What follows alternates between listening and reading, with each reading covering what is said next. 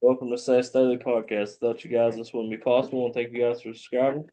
Blessed enough to have an interview with Joe Ashcraft. How you doing today, man? Doing great, Seth. How are you, man? I'm good, bro. Tell people about your podcast. Thanks, man. The Power Zone Sports Podcast is my podcast. www.pznsports.com is my website. Check it out. I try to keep it short and sweet, about 10 minutes, and talk about what we all enjoy, which is sports. Definitely, man. And tonight we got an NBA game between the Lakers and the Hornets. What makes that game interesting is the Williams trade that got rescinded, and he's playing for the Hornets tonight against the Lakers. That should be Rare that interesting. happens. Yeah, it's rare that a trade gets rescinded like that. I thought about Chris Paul and how they wanted to trade him to the Lakers and to play with Kobe, and that trade got rescinded by the NBA. I think David Stern did, and that trade was like, are we the Washington Generals? And now Luka getting dealt to the Lakers, and it's almost like the tables have turned again. And that trade for Luka by the Lakers, it stunned me. Definitely, man. It's crazy. A lot of people thought it was a prank or Shams got hacked. Yeah, Yeah, a lot it's of people thought I Shams just got hacked. yeah, but I think all these concerns that the Mavs had about Luka's weight and all that. Luka's still only 25 years old, and if he wants to be a center, you play him at center and build the team around that. I don't think you trade away a 25-year-old just because of weight concerns and attitude problems. It's like those can be fixed. Luka's a superstar, man. I wouldn't have traded him. Luka's a superstar.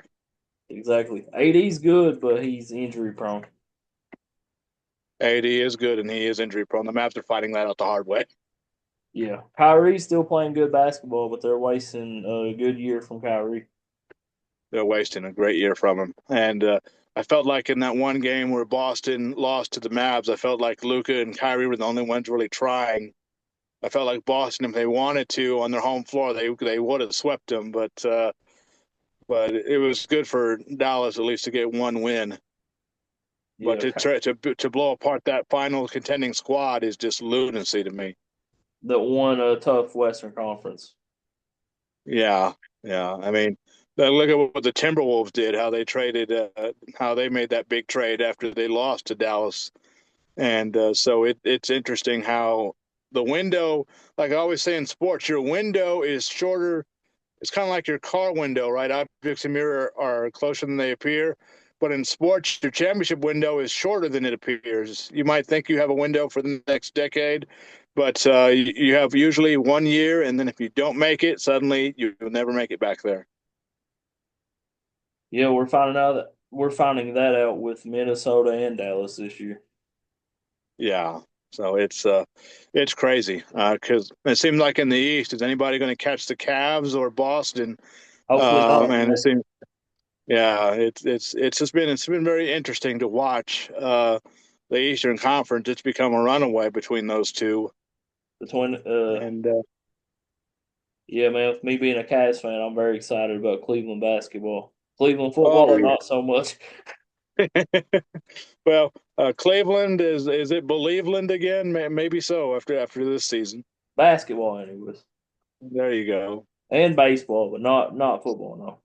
Unless we Yeah, can, I like Sanders a lot, man. Hopefully we draft him. Shador Sanders. Yeah, he's great. I'm wondering though, like, what are the Browns going to do with Deshaun Watson? Though it's like that's a big albatross they got right now. They got to figure out what to do with him. He's actually going to be out for next season. He ruptured his Achilles again. Re-ruptured it. Yeah, yeah, exactly. And it's just like, you pay a guy that much money guaranteed and he gets injured again out for the season. It's like your season is over as soon as that injury bug made the headlines. It's like it's not a good break for the Browns at all. And I wonder, is anyone going to, are they going to just straight up release him or are they just going to try to trade him away? I mean, there's a lot of options. I mean, look at what Denver, how they traded away Russell Wilson with that massive cap hit that they took, and they drafted a replacement in Bo Nix. And so it can be done, but it's just a matter of will it be done. I don't see him finding a trade partner, honestly. He's got two Yeah, years I left don't on his contract, so after this year, they'll probably release him. They'll just pay him this year coming up, and pay then him the the dead next money. season, yeah, the next season, release him. Yeah. Yeah. So it's interesting how sports works like that, and it's like how my Dallas Cowboys, right? They paid Dak Prescott all that money. Make Jerry makes him the highest paid quarterback in the league, and then what does he do? He goes down with an injury, and the Cowboys do they just fall apart. And it's like now I'm really glad Deion Sanders did not get that coaching gig in Dallas because I said if the Cowboys get Deion to be their head coach, I'm turning in my fan card. It'll be too much of a distraction. I mean, as a Cowboys fan, Jerry is the ultimate distraction, but to have Deion be that much of a distraction like he was at Colorado, I'm just like, no, that's not okay. Definitely, man. I feel like The focus should be on the players, not the coach. yeah, I feel like they should have hired Kellen Moore. Yeah, and look at how he did, right? He was the Cowboys' backup quarterback, and now he's won a Super Bowl with the Eagles as their offensive coordinator. He's a genius, So, man. Offensive Kellen genius. Moore, he had the last laugh, definitely. Yeah, and Dallas. Former Boise State Bronco. Oh yeah, man. He actually beat Derek Carr in college football, and now he's That's coaching right. them. Yeah, that's very cool. Uh, Definitely. I'm wondering though, the Cowboys suddenly have an opening at running back, and I'm wondering if they're going to draft Ashton Genty They to need to. replace him at running back. I think that he would be a good pickup for them in the first round if he becomes available, and he would certainly fill a need immediately. And there aren't many running backs that are that hyped up like he was last year. You could make an argument that he got robbed of the Heisman last year with his production. He's good, man. He'll be good for a while for a team that just wants to give him the ball. And that's another thing. I said Cowboys need to have a ball control offense instead of throwing the ball 40 times a game. Put the ball in your running back's hands and let him do it. Definitely, they got the O line to do it too. Yeah. But But the you're problem right, with Jerry Dallas is it's Jones. never been about talent. It's been about all the other things. Jerry Yeah, Jones. good old Jerry. Yeah. He's great at drafting, though. I gotta give him that. He is. And I think our scouts are really good. I mean, they were kind of stumbled into. I remember that first round when they drafted in 2016, the draft when they drafted Ezekiel Elliott in the first round. Yeah, they drafted Ezekiel Elliott in the And then they first drafted some round. Dak Prescott. So yeah, so it's when they draft well, but it's the production from week 1 to 17 that we have a problem with. Yeah, you're right, man. Jerry Jones is their problem, but he is a good drafter. And those are the ones that count. Yeah. So Definitely. as they say, the games are put together on paper, but they're not won and lost on paper. They're won and lost on the field. Exactly, man.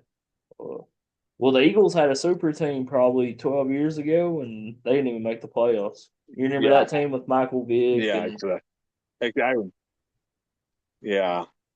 Well, it's funny, right? Because as a Dallas fan, I watched Philadelphia this year take the field, and they played us both times, home and away, and they beat us both times. And I thought, oh, the Cowboys are horrible, but apparently the answer is no. Philly's just that good, they are. They are. And and they've got potential to be good for years to come too. And that's the scary part. Like Boston in basketball, they have potential to be good for years to come. definitely. And the Cavs, Yeah. OKC as well. OKC too. Yeah, it's interesting because like over All Star Weekend, right? Chris Paul and Victor Wembanyama, the only news the Spurs made during All Star Weekend was getting disqualified from the 3-point contest. Skills competition. Yeah, Skills competition. Yeah, so that it's was like yeah, crazy. it was that was nuts. And Yeah, apparently they checked with the ref and they thought they'd be fine. Nope. Serves them definitely. right though. Yeah, Chris Paul is a genius, though. Chris Paul. I hope Chris Paul gets a championship ring before he retires. I think nobody has done more for the point guard position since John Stockton than Chris Paul. I think You know, Rajon Rondo as well. Yeah, Rondo was really good with Boston. Yeah, he and he was, came. man. Rondo came from UK, so yeah, it was. It's interesting. UK's connection to the NBA and how deep it runs, and I think that's why uh, Jack Harlow is a Boston Celtics fan because of that. So Oh yeah, Jack Harlow. But yeah, man, you did a school yeah, it's very project, cool. didn't you? Yeah, uh, what I've what I've been doing just on campus. I just do the public address announcing for the events there. I've done volleyball, I've done basketball, I've done baseball, I've done softball, but the best part of what I do is senior day. And we got senior day coming up this Saturday, and it'll be nice. I hope the weather cooperates, and but if we beat Point Park, we'll have a number one seed for the men. So I hope we do win. What's that school project you been working on? You told me about. School project that I've been working on was just something that I'm just trying to work on a reel of my work, and I'm just trying to get it put up for future me. And I've been doing that to a point. That's why I put my reels up on my other pages. Just trying to say, well, do you have any experience doing this announcing thing? And I'm like, well, let me show you. And that's kind of what I've been thinking about doing that way. The way I just show, hey, here's what I'm here, and people really seem to like it. So yeah, I've met some really cool people, and I've had some incredible. It's the best seat in the house where I sit at.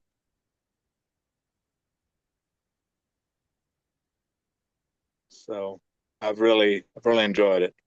Definitely, man. Definitely. I definitely appreciate you being on, Joe. Yeah. All right, Seth. I appreciate you. For sure, man.